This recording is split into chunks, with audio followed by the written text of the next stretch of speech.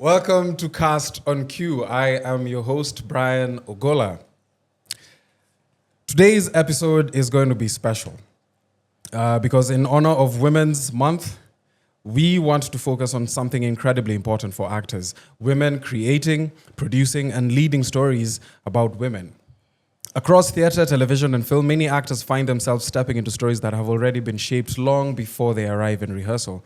But today, we're speaking with women who are part of the process before actors even step into the room.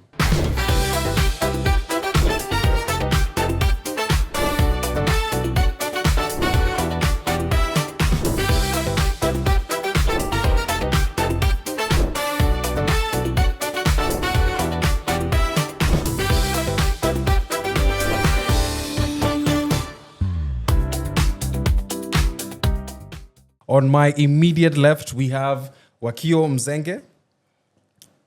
I got that name right. Yes. Wakio is a multi-award-winning Kenyan screen, stage, and voice actor whose versatility and artistry have made her a revered figure in the creative industry. She commands the screens, is a beast on stage, I totally agree, and her voice work spans global platforms from Cannes award-winning Stain Not Shame campaign to projects for Doshwele, Amref, and Discovering Learning. Wakio currently serves as the secretary of the Kenya Actors Guild and the organizing secretary of Vala Capital. She was named the face of APVA 2024, served as ambassador for KitFest 2023, and continues to teach and mentor through masterclasses and through the Pokeza Skills program run by her creative outfit Beyond the Mainstream Storytellers, which equips young theater practitioners with tools to navigate the unpredictable creative industry skillfully and confidently. In recognition of her exceptional contributions to Kenya's creative economy, Wakio was awarded the prestigious Shujaa Medal by the President of the Republic of Kenya during the 2024 Mashujaa Day celebrations, cementing her status as a cultural icon and creative trailblazer. Oh my goodness! Jamani. Wow. Wakio never passes up an opportunity to share her professional experiences, knowledge, skills, and insights. You will find her in conferences, in workshops, on virtual meeting sessions, even right at the Kenya National Theatre, where young actors would stop her to pick her brain on projects they are working on. This God-fearing mother of three takes her spicy black tea religiously throughout the day with no sugar because she is sweet enough. I did not write that. Welcome, Wakio. Thank you so much. All right, and right next to her we have Agnes Kola. Welcome, Agnes. Thank you. Agnes is an award-winning filmmaker and first assistant director renowned for her creative vision across stage and screen. Her extensive portfolio includes cultural landmarks such as the Showmax Originals, Untying Kantai, big fan. Thank you. And the Real Housewives of Nairobi, big fan as well. Alongside the AMVCA award-winning films Makosa ni Yangu and Click Click Bang Bang. Oh my goodness, I love both of those films. A recognized authority and the 2022 WIFA Best Assistant Director, Agnes's directorial vision is globally informed, having been selected for 2 prestigious ICAPA Trust-winning residencies in Nigeria and Zimbabwe. Her industry leadership is further cemented by her services as a recurring recurring jury member for the Women in Film Awards, which is also coming up. I'm guessing both of you have been nominated. I'm in theater. This is a film award. Okay. All right. My mistake.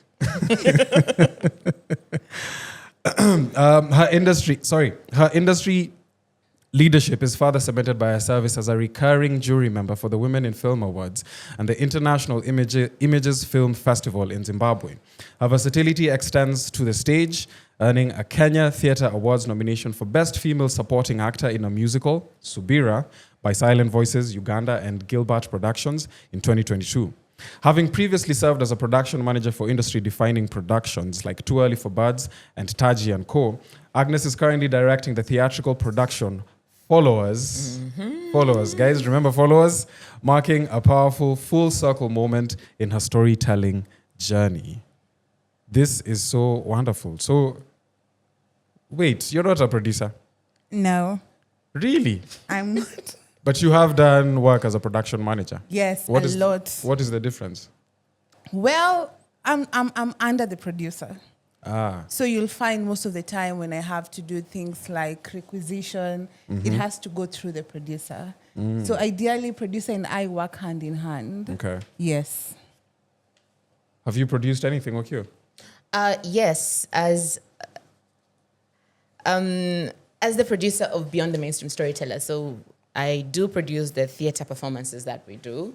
And I've done Ujumbe, I've done elements for different actors and for myself as well, and during the tour.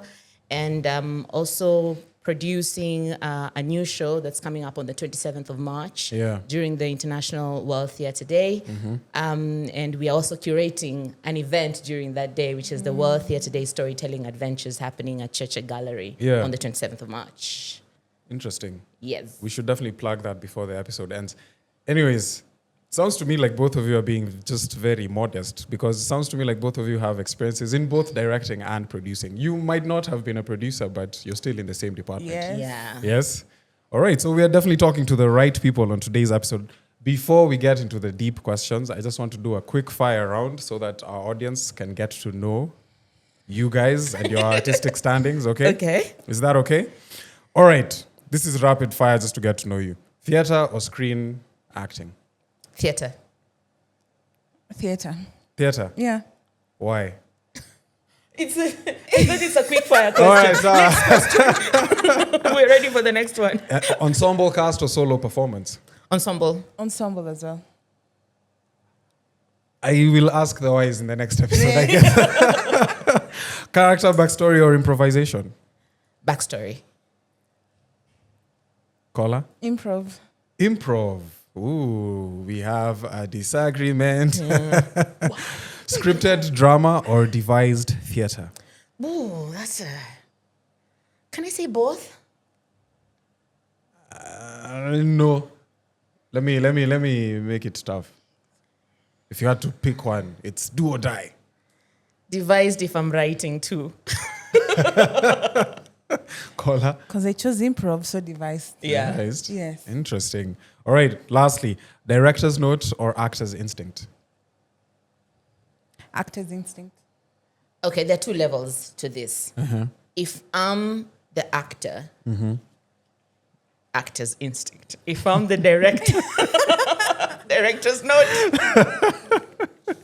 Okay, noted. All right, so today we're talking about women producing and shaping stories about women. For actors here in Kenya, what changes when women are the ones creating the roles and the worlds those characters exist in? What changes? Do I go first? Okay. Women are, well, those who want to be and those who don't want to be, but we are believed to have that nurturing instinct. We are, and I was even telling Kola earlier on that my approach is usually a motherly approach whenever I'm directing. Yeah. And that approach already creates a shift because as a mother, I am interested in all my children to do well in their own personalities and in their own shortcomings and in their own strengths. So that approach in itself allows every person who is in the project to flourish. Yeah. And so if everybody is flourishing, then the outcome is going to be good. Women's instincts are more, this can be controversial. Let's just say it's good. Say it. I mean, we're not scared of a tad of controversy. I think, when they say that when a woman does well, the whole community does well, that's exactly the implication when we have more women doing the choice casting, more women doing the directing, more women doing the storytelling in terms of writing or even set design or lighting. More women, when they come together and they stand up, the world expands a little bit. Okay. Yeah. Kola, do you have anything to say on that? Yes. Women-led, there's a lot of vulnerability and, can I say lack of nonchalance? And we care for sure. And I see most of the time it's not hard to break a wall when we are working on such space with just women and we're just doing leading stories with women. Yeah. And there's a wall that we will go deeper and deeper because we've gone through these experiences. And so I find there's so much more. There's beauty in it. Yeah. Yes. Okay. So looking at projects like Followers, Kola, Free Me, Hard Hands, and Index One, the female characters are incredibly layered, yes? Yes. So from a creator's perspective, how do you build roles that actors can really dig into? First of all, the characters don't come from a vacuum. They come from a life that we've lived before. So lived experiences. We live experiences. And even though you've never gone through it, you're now going to do the character work to go in it. So, yes. Okay. And Wakio, as actors, we often enter the process later. So what do you wish actors understood about the work that goes into building a story before casting even begins? You see why I said ensemble?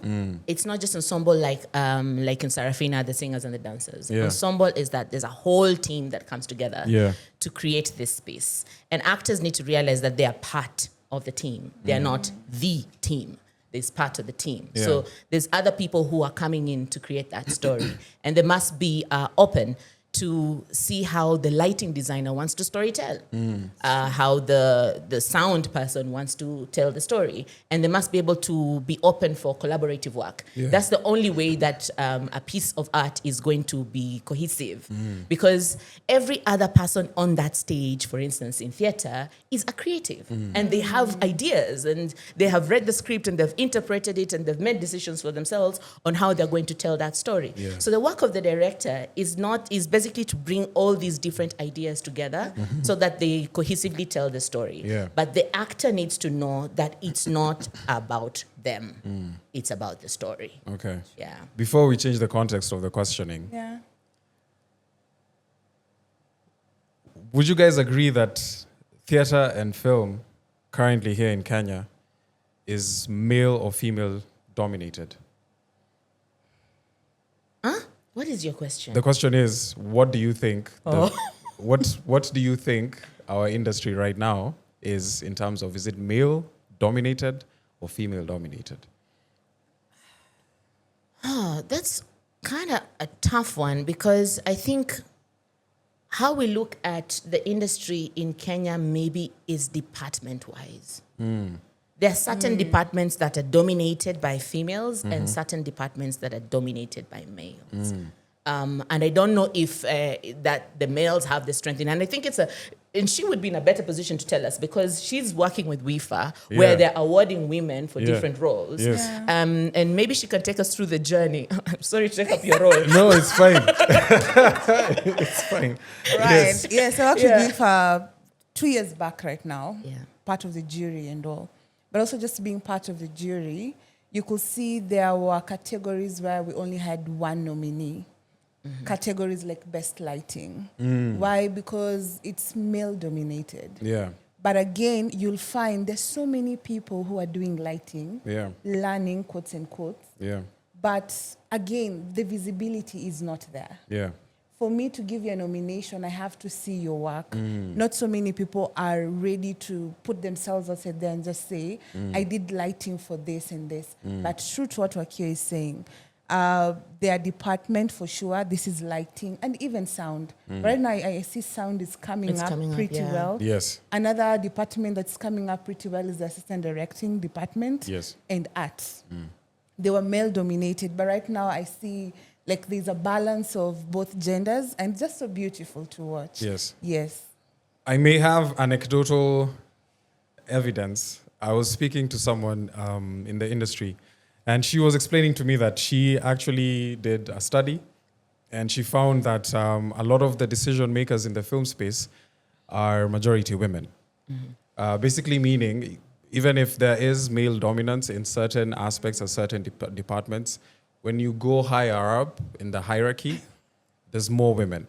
Would you agree with that? Because right now, for me, what she was just telling me, it was she did her research, and for me, it sounded very anecdotal. I can say yes. It's more of, I can say more producers are women. And that's where now decision-making starts from. Yes. And I think it's a cliche of it's rare to find a nurse who is a man. So also, sometimes it's rare to find a producer who is a man. But right now, they're there. For sure they are. Yes. But I would like to question this, like, those producers, are they the real decision makers? No. Because naturally, the producer needs to be the decision maker. But are they? In our context, Yes. are they? I feel like they're not Okay. entirely the decision makers. The decision makers could probably be the client, whoever that is. Such Yeah. a mysterious thing. Yeah. Who is the client? But always you'll be told the client wants this, the client wants that. So they are the decision makers. Yeah. Now my question to us all is that area male dominated or female dominated? That's a very good question. Yeah. Yeah. Please tell us in the comments. If you have insights in the film industry, please tell us in the comments. Yeah. Just a follow-up question again. Okay, because I only asked that question because even in the whole landscape of work, you find there are certain industries that are dominated by different, either men or women. You find that the best surgeons in the world are women, you know. And I've noticed, just from my own personal observations, the best producers are women. Yeah. Yeah. Yeah. I think the best directors for me have tended to be men, but I'm obviously biased because I've worked with more men than I have women directors. So I only say that to point out the fact that there's a lot of growth that's happening in the space of producing, especially for women. Agreeable. And you mentioned certain departments that are now just scaling as far as women are concerned. Yeah. What do you think WIFA does for that in terms of encouraging women to take up these roles that are male-dominated, whether it's sound, whether it's lighting, grips? Do you think WIFA is encouraging women to actually take up more of those roles? Actually, WIFA is doing that. And again, I circle back to visibility. Yes, we are doing this work, but also you need to be able to speak about the craft that you're doing. WIFA will only do too much. Too much is nominate you, and that's all. But at the end of the day, we live in a world, our theatrical world or film world, where it's all about referrals. So if I do my work best, I'm going to get next work. Yeah. So WIFA can only do too much. You've gotten the nomination, you've won the award. So what are you going to do with it? Now that's where visibility and just being truthful to your work comes in, really. Yeah. It's so interesting the way WIFA does work. So WIFA is self-nominated, right? Yeah. You submit your own work for nomination. Okay. It's different from other awards like Kenya Theatre Awards, where there's a jury that usually goes to different plays and watches, and then I think they do have like a questionnaire or something, and then they fill in and they decide. Then they'll have like a conference, and then they decide these are the nominees for the certain category. So you don't self-nominate. Yeah. So this calls for identity development. This actually forces people to love what they do, because you cannot submit work that you don't like. For sure. So, and maybe that's why you've had a lot of people holding back because they're not sure about their work. One of the things that we really need to do in the creative sector is identity development. And identity development is not just for you to be able to do brand visibility or to have your own brand. You must first appreciate the things that you do. You must love yourself. You must know where the things you're doing are coming from. Yeah. So, and because I'm in the education space, I figured out very quickly in the Makosa Skills program that we are lacking that. We are always telling our young people to develop brands, but they have not developed themselves. So that becomes a disconnect, yeah? So once they know themselves, they're able to identify their strengths, their weaknesses, their shortcomings, and they see the vision of where they want to go, then they can be able to develop a brand, because the brand comes from you. Yeah.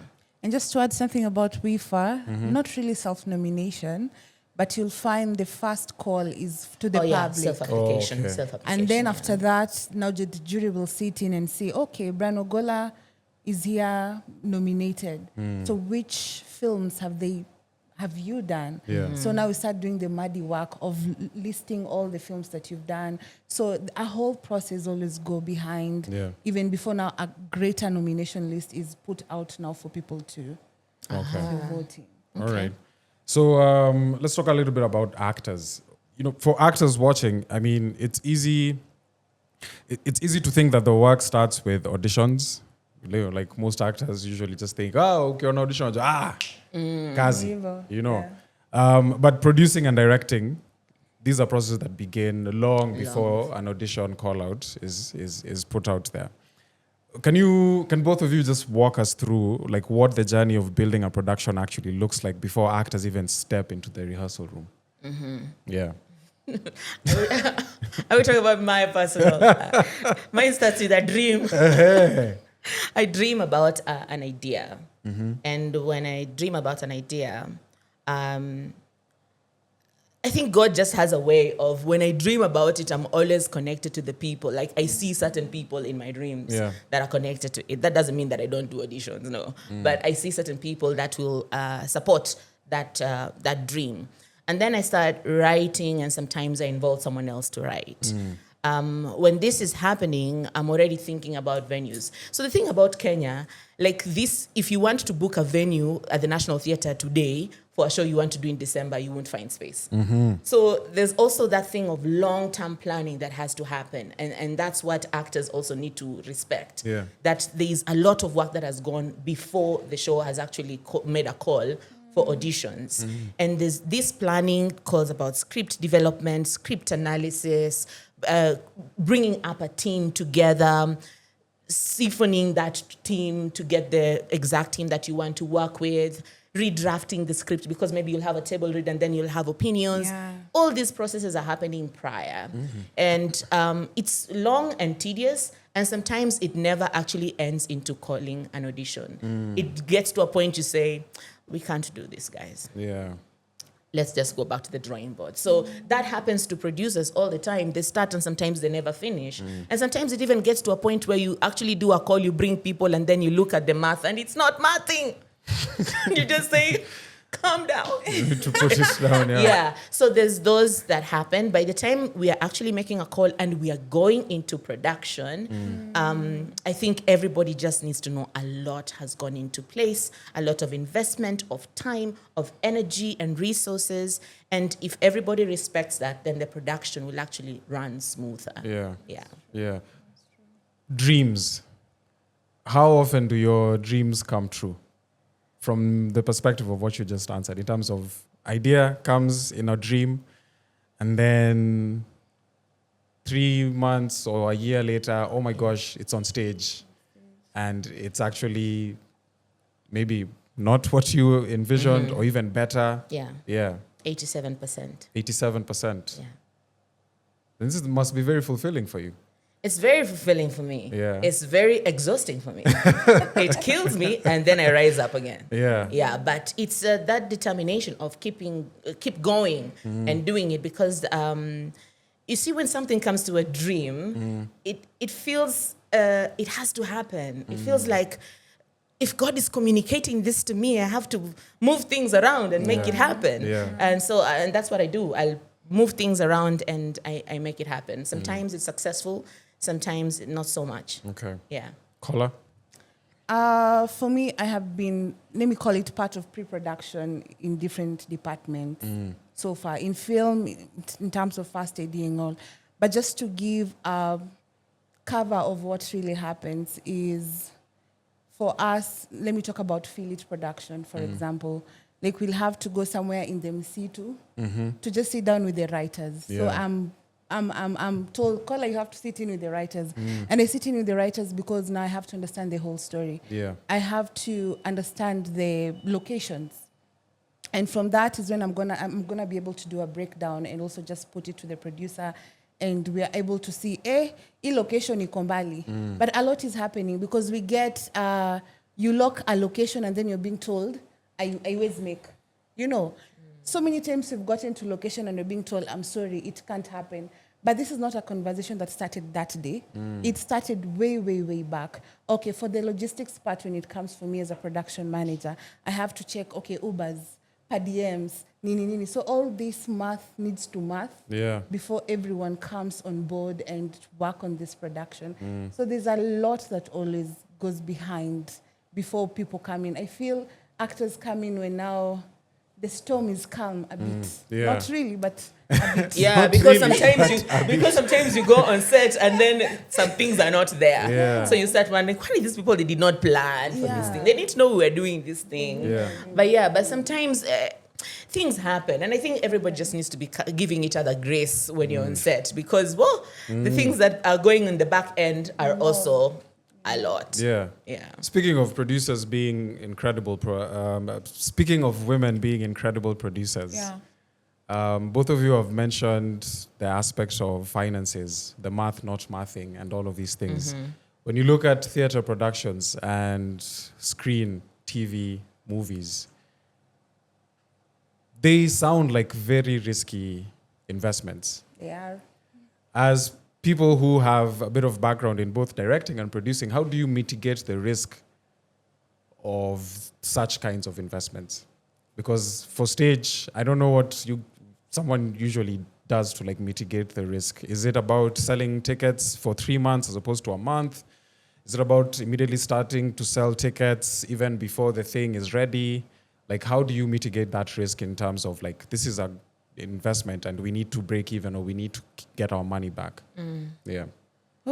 I've been in shows where we start marketing 6 months even before the show. And the reason why we do this, it's because, again, the people who are coming to watch these shows, we really have to beg our audience, if I have to use that word. So it's more of it's like a pre-production in its own. I always tell people, I know we have three stages of production, but I feel marketing should not be the fourth. I feel marketing should be ukujo, sorry. Should be the When first. we start about script development, the second thing should be marketing. Because it's a lot. Yeah. It's a lot.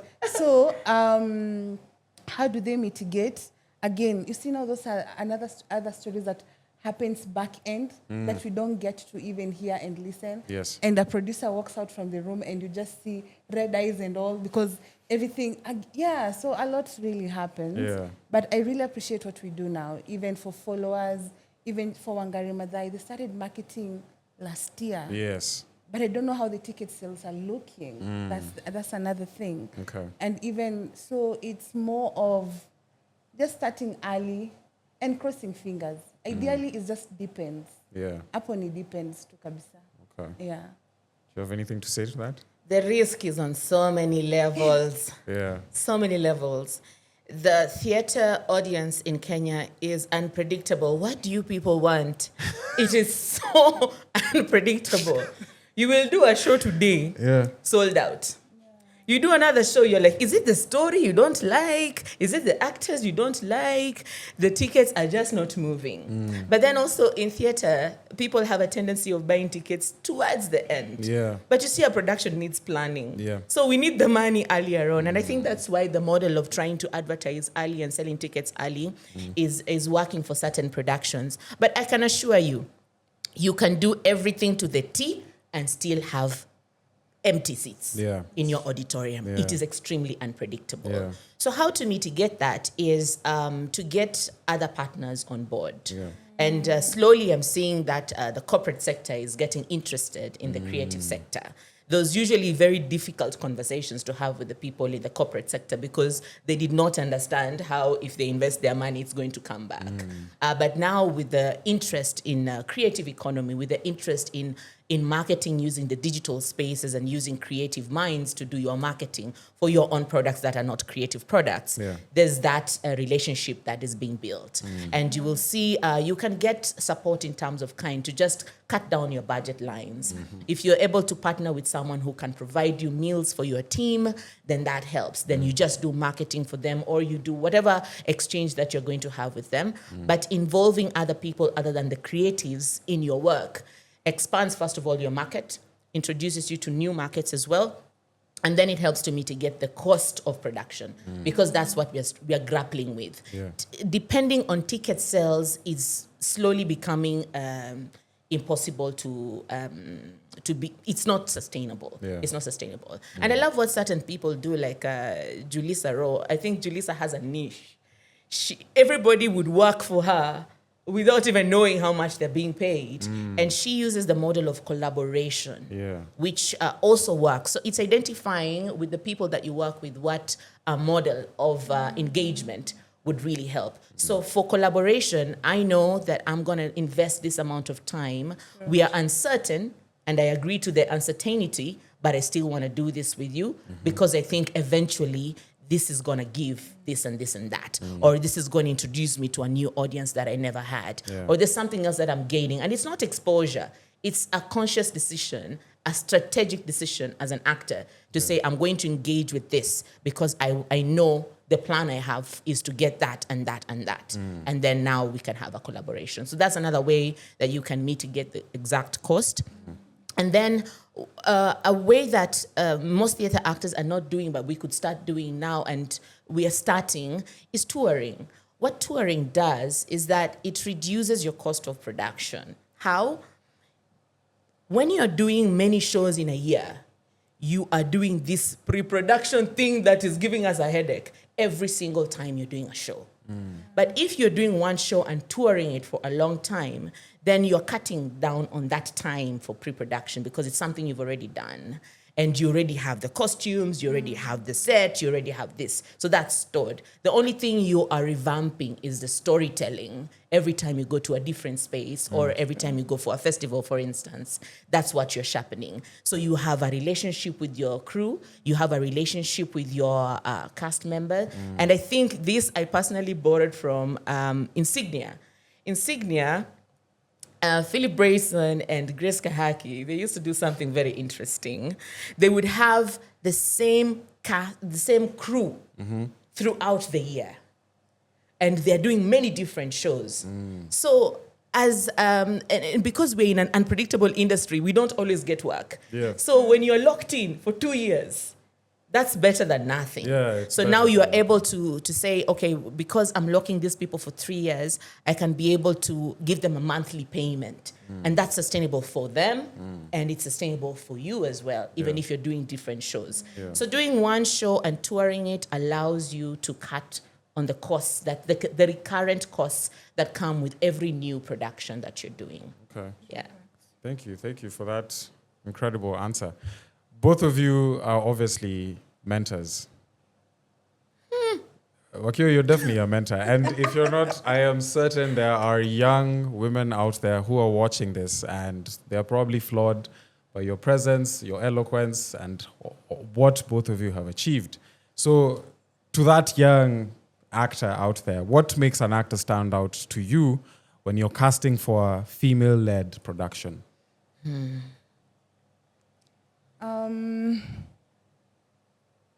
Being you. Being you. Being yourself. Yeah. Being yourself. Yes. Yes.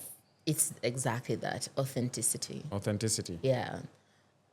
You find a lot of, let me talk about voice acting. So you'll find a lot of voice actors who, when you're having a conversation with them in the lounge, they're okay. Then when they get into the booth, they have an narrator voice. Or they do a shift, and it's because they don't trust that what they already have is enough.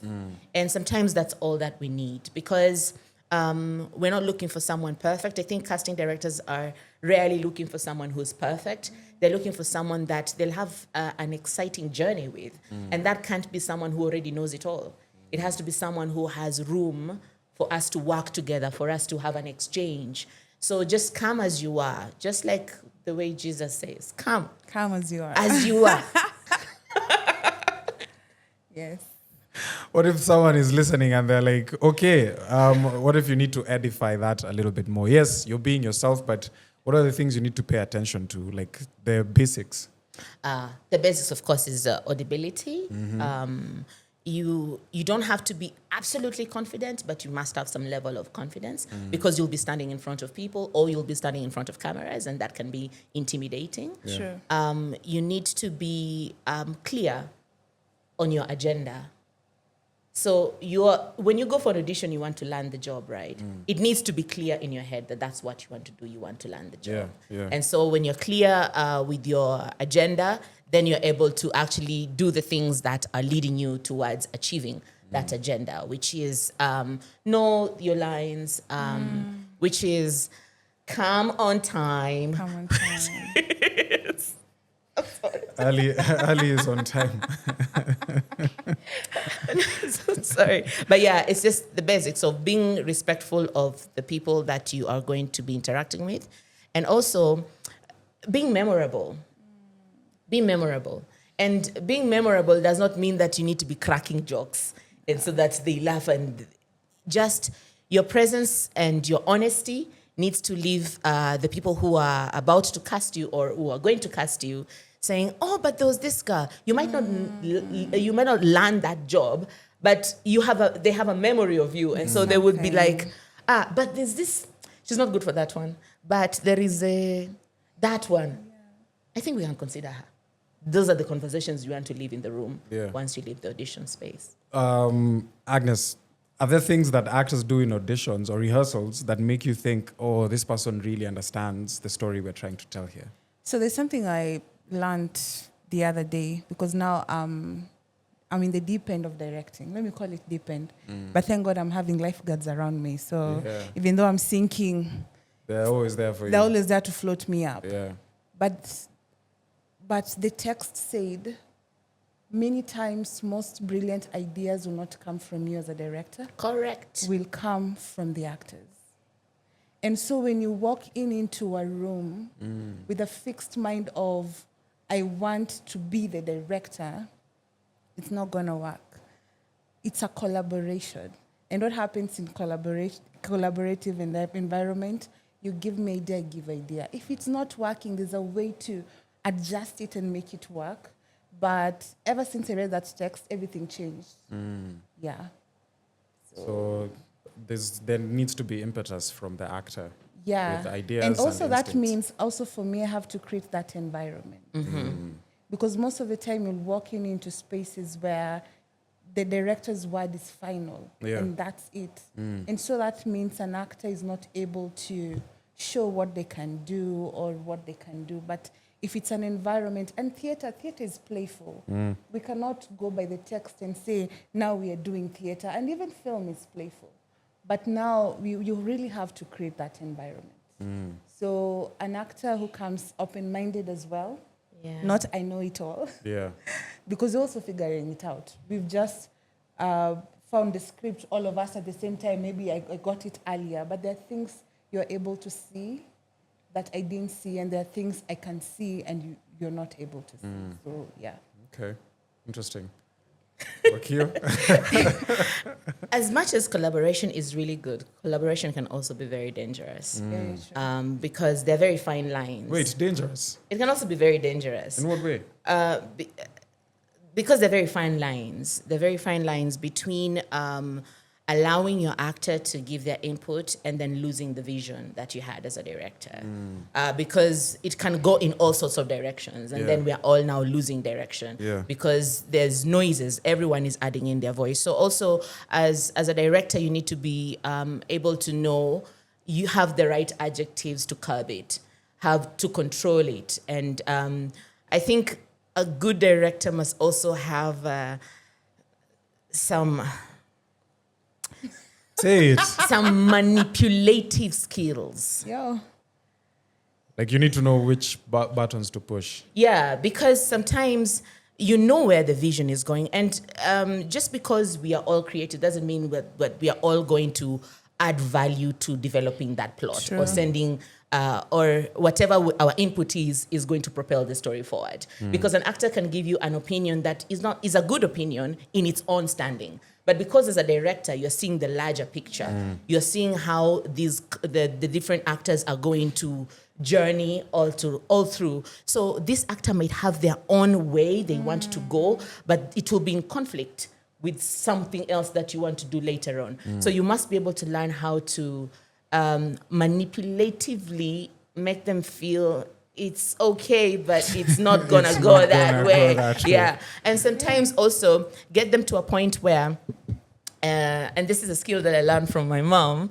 And it's totally different. It was about marriage and how women, wives, need to be able to make the husband feel like the idea came from him.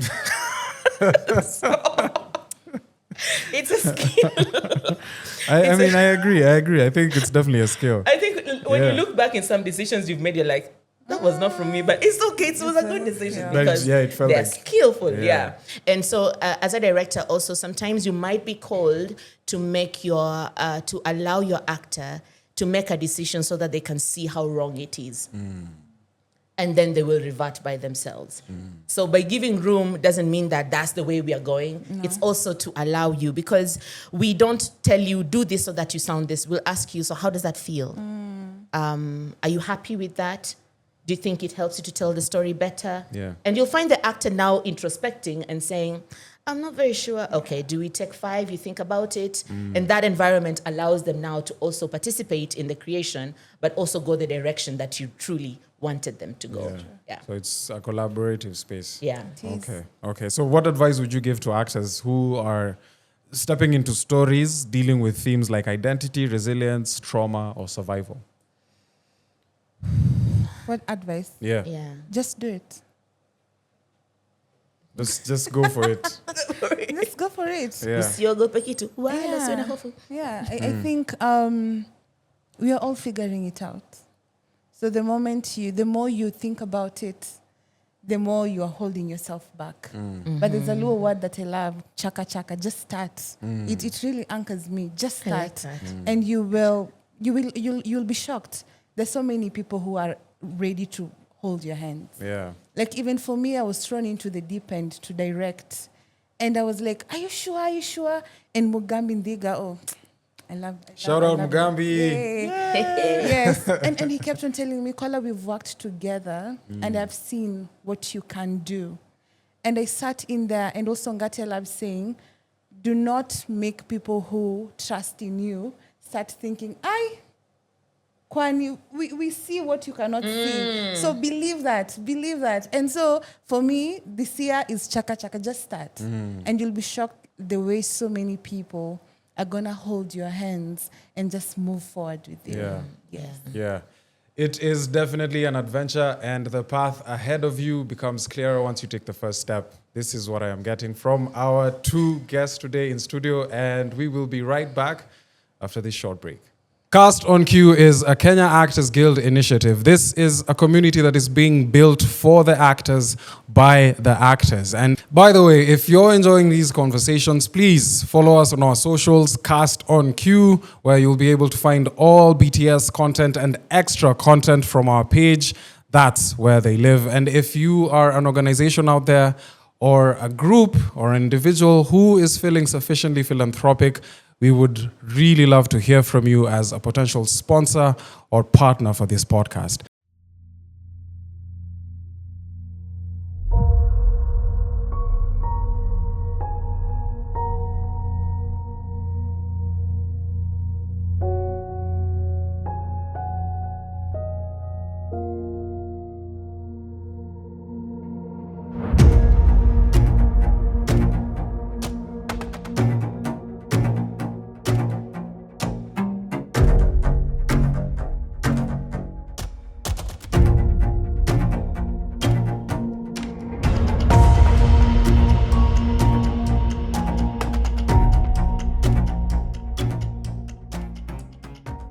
Welcome back to Cast on Cue. Today's show is in 2 parts, so we have to let our guests go just before we bring in the next 2. I am so sad that we have to let you go, because I think this is when the conversation is just starting to heat up. But final question, Kola, Wakio. Actors often perform without fully knowing how audiences will receive the work. From your experiences producing such shows, what audience reactions have stayed with you the most?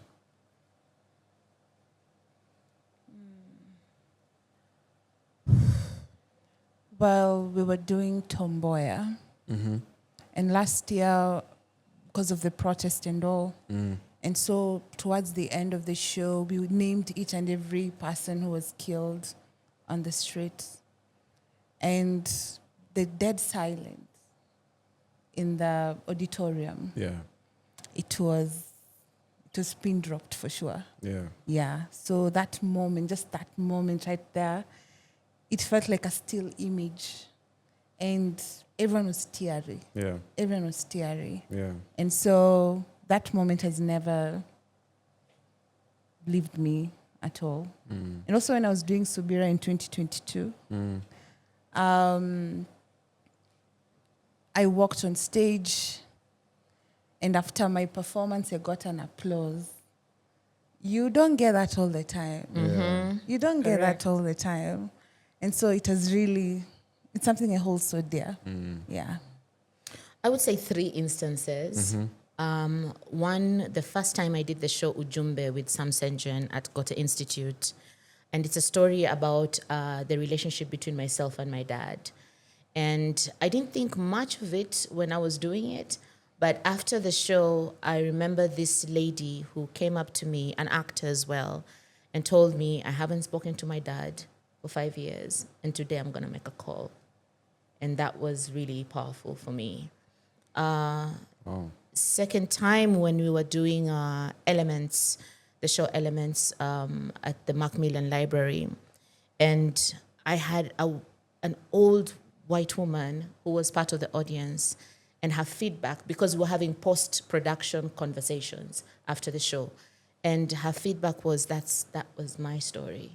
And just to imagine that someone from a different continent, and you expect, we have expectations of how they've lived their lives, speak to the fact that they can relate to a story of a woman who has gone through childhood trauma, a woman who has gone through incest, a woman who has gone, and somebody in the audience to be bold enough to say, I have lived that story. I thought that was really powerful. Lastly, when we took Elements to WIFA Film Festival in Bloemfontein, and the silence came, but it wasn't the same kind of silence that she had. So after my performance, the whole auditorium was quiet. There was no applause, there was nothing. And I was like, did I not communicate with my piece? And only to learn later how uncomfortable those conversations are for the community that was there, and how they needed someone from somewhere else to tell them they're not alone. And I thought, it's really not about us, really. Even when you're on the stage, stories are really powerful. And even during comedy, there are people who are coming to watch a comedy show because of things that they're going through. And what theater is doing for them is healing and changing perspectives, shifting mindsets. And that job is not a small job. You've reminded me of we tell stories for others. And for Free Me, the same thing happened. So many women who had gone through domestic violence came up to Gadoni and they were like, I think I'm walking out from that relationship. They could see themselves, and I think sometimes that's more than an applause. It is what it has done to people. 100%. Yeah. Thank you guys for sharing that. Thank you so much. Unfortunately, we have to let them go. But before we do, I have, just like we started with quick fire questions, we're going to close with quick fire questions. So beneath your chairs, there's a clipboard with a pen. Just reach for them. All right. So you can just write true or false on either of the pages, front and back, and then I'll make a statement, and you just have to say true or false. All right. So are we ready? Yeah. So it's true or false. Okay. No maybes. Okay? Okay. All right. If you're a woman actor in Kenya, at some point you will have to produce your own work for you to keep growing.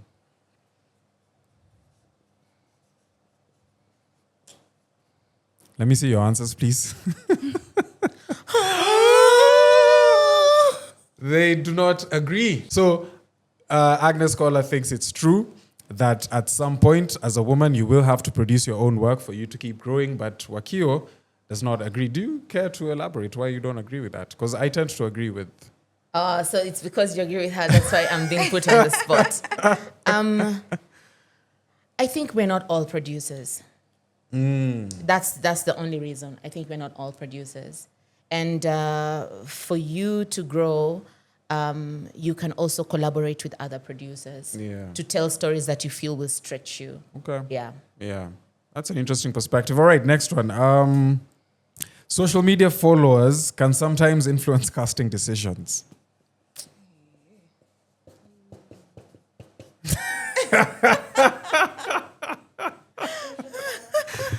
True. Do you think it should? No. All right. Next question. Some of the most Because we don't have followers. Some of the most powerful roles for women in Kenya are currently being created by women themselves.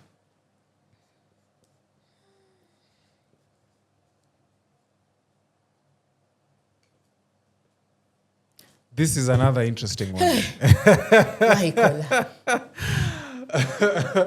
Agnes Kola actually thinks that it is false that some of the most powerful roles for women in Kenya are currently being created by women themselves. You think it's false? Okay, go on. Yeah, I think because we've seen some scripts written by men and they're powerful. Yeah. Okay, we're not talking about script writing. We're talking about women's stories. Characters. Yes. Yeah? And characters. Yeah. So this is sometimes a script is written by a guy, but the concept came from a woman. So they fed you, this is what we want. Yeah. So that's where I'm leaning on. Like, was it the idea of the script writer or it was the idea of someone else? Wait. Let me just, like a brief follow-up.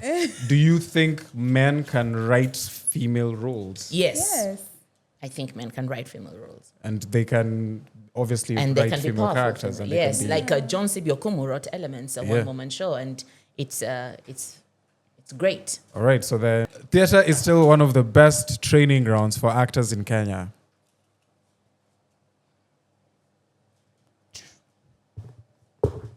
True. Both of them true. Being multi-skilled, actor, producer, creator is becoming necessary for actors today.